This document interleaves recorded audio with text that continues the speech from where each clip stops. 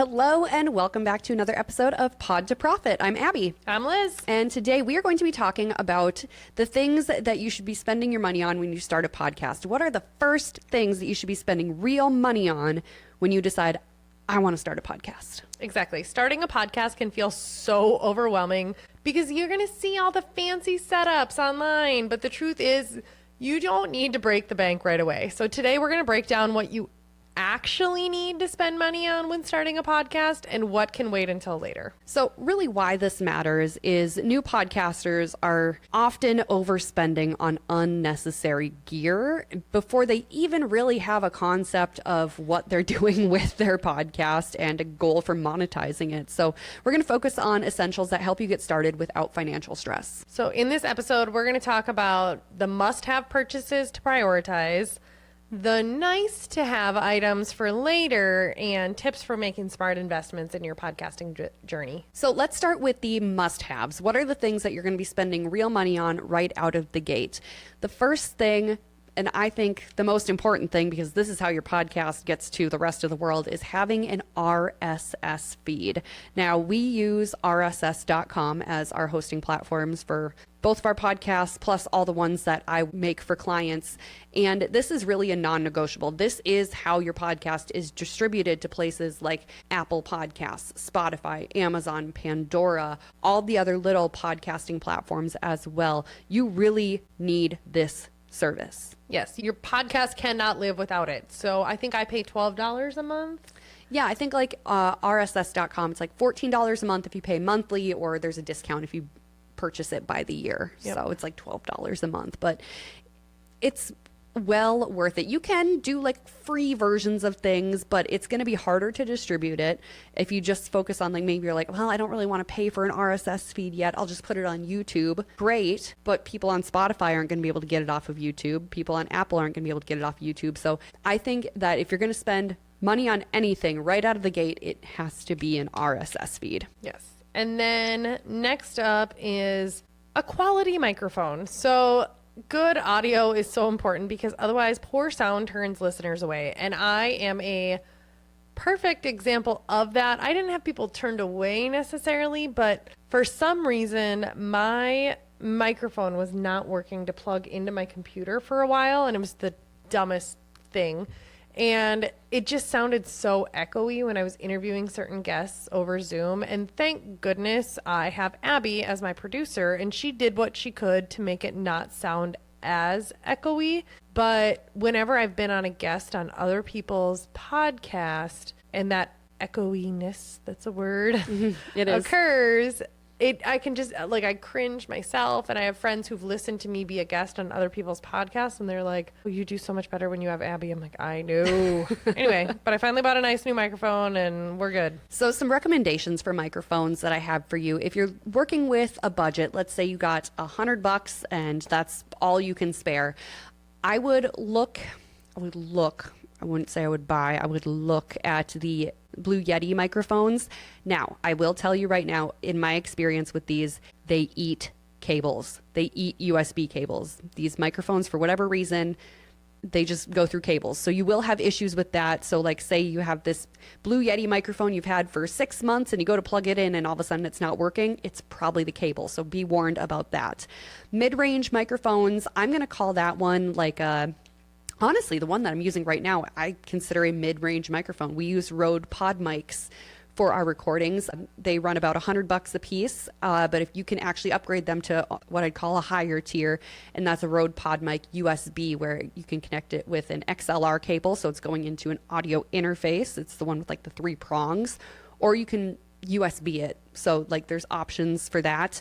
You can go super high end too. I mean, I've seen microphones cost $500. Like, it's all in what your budget looks like, but just starting out, a good USB microphone for right around that $100 mark is going to take you a long way. And then depending on what kind of microphone you use, so I use an XLR microphone, so I need a recording interface, which is my PodTrack. Mm-hmm. And that's really nice because it converts your mic's analog signal to digital. So I utilize that as kind of a little middleman between Zoom and my microphone for my computer. And what's really nice is depending on the interface that you buy, so your Zoom Pod Track, we're recording this right now on a Rodecaster. I have the OG version of the Rodecaster. I think they're on version 2 at this point, but you can actually put SD cards in them and you can record onto the SD card to then transfer for editing purposes, which is so handy. Yeah, so you can just bring that with and that's how you record. You don't need Zoom. We don't need internet. No, I've recorded. I have used this setup that we're using right now to record a podcast in the grandstand of a fairgrounds before. Yep. They're really portable and really mobile, which is so nice. Yep. And then headphones. So they are essential in that they help you monitor sound quality and avoid feedback. So you can hear what's actually going on, make sure that your voice sounds clear. It just gives you a lot more confidence. You don't need to wear them. And a lot of times, some of my guests, they're like, well, do I need headphones? I'm like, no. But then I'm wearing them to make sure there's no feedback. And they feel a lot more official when they're wearing them. But someone needs to know that, hey, the mics are actually on. Yeah. And I think it does, depending on the headphones that you buy, ours are semi-noise canceling. So it does kind of block out those external distractions as well. And then some basic sound dampening. Now, when you're just starting your podcast out, for the love of God, please do not go out and buy hundreds of dollars worth of sound panels to cover all over your walls in your office. Because when you're starting out, you don't know if you're going to like doing this or not. So don't go and blow hundreds of dollars right away, especially if you're not doing a video podcast. Throw up a couple of old blankets. Literally, that's all you need. Tack a couple of old blankets to the walls, cover those windows so the sound isn't bouncing off the glass. It'll go a long way. So little backstory. When I was building my new house, living in a camper for a while, whatever, it's a whole backstory that you're going to listen and be like, she's making this up. But at the time when I was building my home, I planned for an office right off of my kitchen, and all it was meant to be was like a personal office.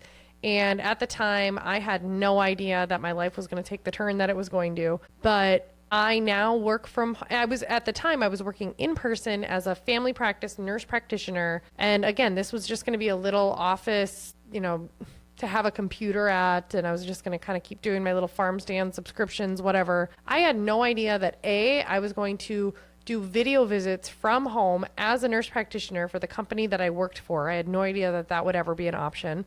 And then 2, I had never even really listened to a podcast, let alone starting my own. And so then I ended up, my husband and I were kind of trying to decide how to make that just more user-friendly, because everyone had to be quiet off of the kitchen when I was trying to do, work as a nurse practitioner or whatever. And then we decided, hey, let's build a new office down in our unfinished basement. Let's put carpet in there. Let's do that. And I'm actually now, right now we're recording this in my living room in my basement, which actually has really good sound and lights. But I do think that sooner than later, that office needs to get just a little bit more organized. But I've been in like this limbo. Before, I've had like a studio for my flower shop. I'm building that, and it's just kind of like taking turns. So, even professionally, like, you just make do with what you have. Yep. We all got to start somewhere. Yep. And then next is a recording software, and I'm going to let Abby take the, I don't know why I talked about that bullet point. I don't know any of that shit. So when you're first starting out, you don't necessarily need to spend real money on this. There are free options. If you are in the Apple ecosystem, you can use GarageBand. If you are not in the Apple ecosystem, you can use Audacity. Even if you are in the Apple ecosystem, I believe you can download that to Mac computers. But you don't need to spend money right away on an audio editing software. There are free versions that get the job done. So those are things to invest in right away. Now we're going to talk about things to buy later. They're nice to have, but definitely not necessarily. First of all is a backdrop or a decorative setup. So audio quality matters much more than visuals at first. But if you plan to record video for YouTube or social media clips, it is helpful to have that consistent background. And to be honest, my podcast, Flower Farmer Forum, I have nothing consistent in my background. I used to record upstairs in my office when I had that mural, and now it's just a beige wall, but you usually pop my logo in there, you use my same font, and it's fine. Especially for yours, where it's just you talking. And you have a guest on every now and then, but it's just you, and it's getting narrowed down from wide to narrow for reels. So like, it's honestly like that should not be the first thing that you're investing in, but what you do put behind you, be mindful of. Yep. Neon signs, branding decor. It's fun and it adds that personality, but it is not necessary when you're first starting out. DIY alternatives. You can use Canva and create a visual overlay for that video. And you really don't need to go spend hundreds of dollars on those things right away. They're fun. They're cool. And I'm not saying no if you have the budget, but you don't have to do it. If you have the budget, go for it. But there's a lot of things you can do in post. Another thing is microphone stands and boom arms. So we are currently using floor microphone stands to record this podcast. We both have boom arms at our respective desks for our respective podcasts that we do. Totally optional things. They're nice to have. And honestly, they can be as cheap or as expensive as you want them to be. I think our boom arms were like $17 on Amazon. But if you want like a really nice one that doesn't make spring noises when it moves. Mine makes a boom sound. Mine makes a sound too. But I mean, you can pay hundreds of dollars for a really nice one. It's all kind of what your budget is allowing for and kind of what you're needing. Yep. And it helps to reduce that desk noise, that echo for a cleaner setup. I have a stand sit desk. It is really nice to have, I'll be honest, but it's not necessary. We didn't need it right away. We used an Amazon box for your mic stand when we started. We sure did. Another thing, again, nice to have, but not necessary. A high-end camera. It can wait because you can use your phone or a webcam. I just use the camera on my Zoom on my computer, on my Mac desktop. But otherwise, upgrade when video content becomes a core part of your strategy. Yeah, we're using a Sony ZV-1 camera to do the video portion of this podcast. I love this camera. It's relatively, it's affordable for me with my business. I used this camera to record like 6 different podcasts. I think it was like $600, but it's a great camera. And when you do go to research what camera you do want to invest in, make sure you're doing a lot of research. Don't just buy the first one that you see. Yep. And then soundproofing walls or professional studio gear. Honestly, there are so many budget-friendly solutions right away. Blankets, smaller foam panels, whatever, are sufficient enough. They really can start killing the budget right away. So now we're going to talk about how to make some smart investments as you get going on your podcast journey. I'm a big fan of really starting small and scaling up. Start where you're at. Begin with the minimum and build onto it from there. My entire podcasting setup that I have for all my clients, it started very small and simple. And just as things grew and as I needed more things, not wanted, needed more things, that's when I would invest in more gear. So invest where it matters most. So focus on that sound quality. First of all, your microphone and your environment are your top priorities. So make sure that sound quality is going to be good and then go from there. Another thing you can do is use free trials. This is especially important for services like I believe RSS does give you a free trial before you publish like your first official episode. So you can get in there, test it out, see how the back end of things work before you enter your credit card information. Riverside is a podcasting platform as well that gives you a free trial period so you can kind of get in there, see what you like about it, see what you don't, test it out, see if it's going to be a good fit for your podcast and your editing style. And then be patient with your upgrades. Wait for sales, wait around Black Friday, except for be watching those prices a couple months prior because maybe they just mark it up to mark it down. Or buy secondhand gear. Keep your eye out for that stuff. Yes. But I do think, so I'm 35 years old. I like to describe myself as a grown-ass woman.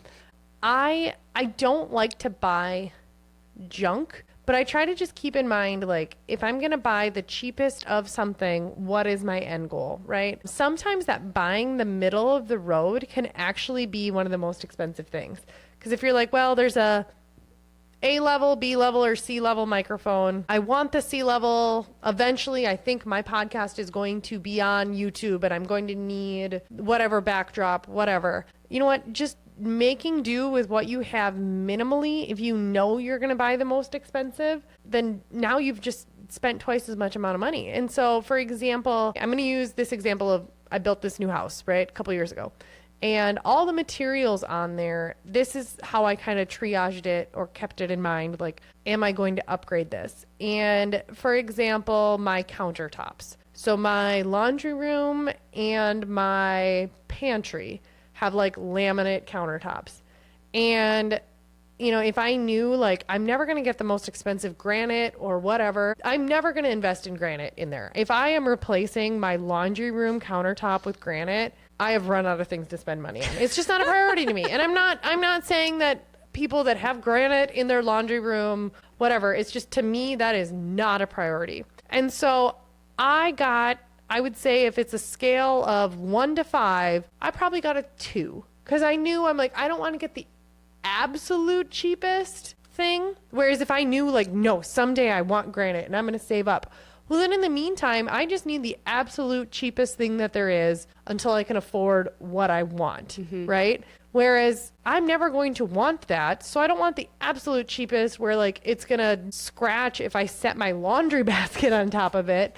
So, like, let's go with the second cheapest, like, and then I'll just live with that for 30 years. So it's keep that in mind with anything that you buy. Like, if you know eventually I'm going to become a podcast producer and I am going to film wedding videos with this same camera, then maybe it doesn't make sense for you to buy the cheapest one or just have your iPhone or whatever. But it probably doesn't make sense to buy the middle of the road one. And now, you know, if you can spend $100, $1,000 or $5,000, it might not make sense for you to spend that in the middle. Like, it might just make sense to get by as long as you can and then invest in the expensive one or whatever it might be. So just keep that in mind as you're trying to look at it. And I know that granite, if I offended anyone that has granite in their laundry room, I'm not saying that that's, because I don't judge. Whatever is important to you is just not important to me. I hope to be in your tax bracket someday. Yes. But yeah, and buying things secondhand, especially in the podcasting world, I am on Facebook Marketplace all the time. That's actually where I got the Rodecaster. Yeah. Like, there's a lot of people out there that will start a podcast and realize that this is not for them because they didn't listen to our podcast to figure out if it was for them or not. And then they sell their equipment. So keep an eye on Facebook Marketplace for sure. Yes. So just remember that you do not need all of the bells and whistles to start a podcast. So prioritize that RSS feed, a good microphone, headphones, and basic sound dampening equipment, and just upgrade gradually as your podcast grows. And as always, we have so many free resources with starting your podcast and doing it in a profitable and accessible way. So be sure you check out the show notes below for all of those free downloads and resources.